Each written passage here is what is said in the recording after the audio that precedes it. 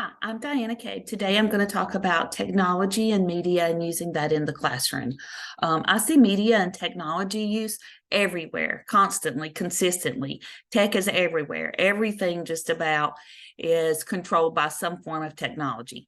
To even gain access into our school and onto the grounds right around the school property, you have to have a key card ID badge that you have to swipe to actually get in and go through a gate to get to school. So that's the first thing, not even considering how tech has impacted the student on the way to school or my life as well. I mean, you think about always that technology. I mean, you go something simple, just like red lights that they went through. You go through like the bus routes, how those are monitored. They have radio communication. So they're just inundated with it. Most of them probably use their cell phone to set an alarm clock after they stayed up late all night. So I've heard that several times too.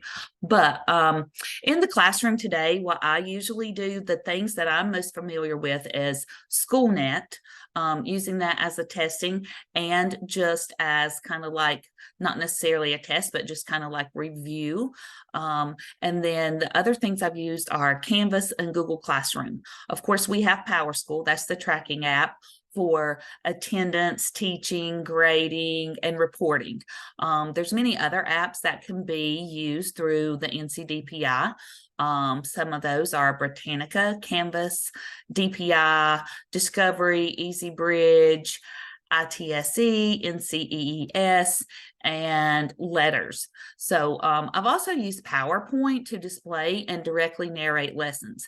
I've never actually recorded myself like this to do a whole lesson. I have my voice, but it was with PowerPoint and slides. So this is a little bit uneasy for me, and I'm trying to actually read the notes that I have off of another computer screen and then trying to maintain eye contact and kind of like stay in focus here. So this is a really new experience for me.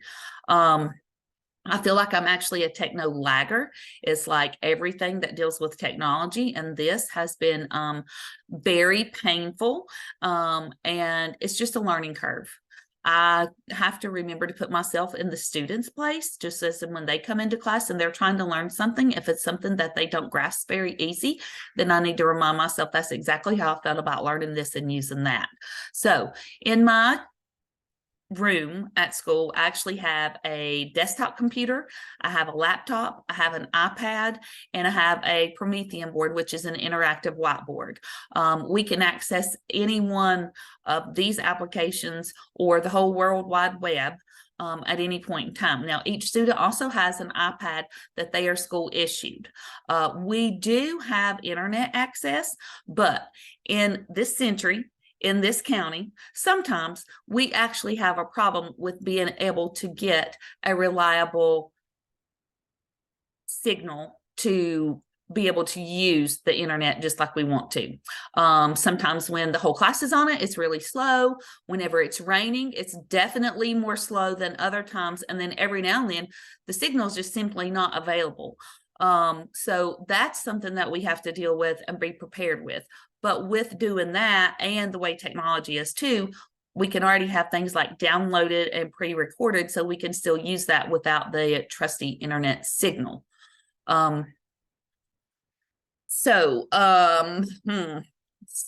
making me think a little bit more. I usually don't say too much, but this is a little bit kind of nerve-wracking for me. So there are a lot of training devices and medical equipment, since I'm teaching EMT and health sciences, that are specifically driven by technology and everything being forced into that. New ways to document, new ways to perform actually some skills. And then it's also a valuable tool in allowing me to show the students like a whole typical real case scenario, just so they get more of the real feel for it, other than just scenario based with no actual visual hands-on experience or something. So I think it's pretty important in that role too.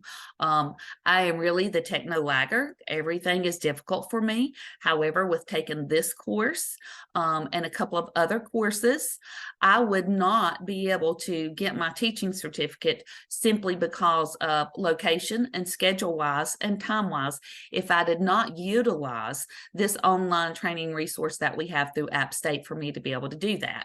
So I'm grateful for that. And within taking this course, I hope that I can settle some of my fears. I'm not going to say I'm going to be extra tech savvy, but I hope I can settle a lot of my fears and be able to maneuver and manipulate and use any kind of technology that I can that will engage students to be more involved. I think that's it. So wish me luck. Thank you.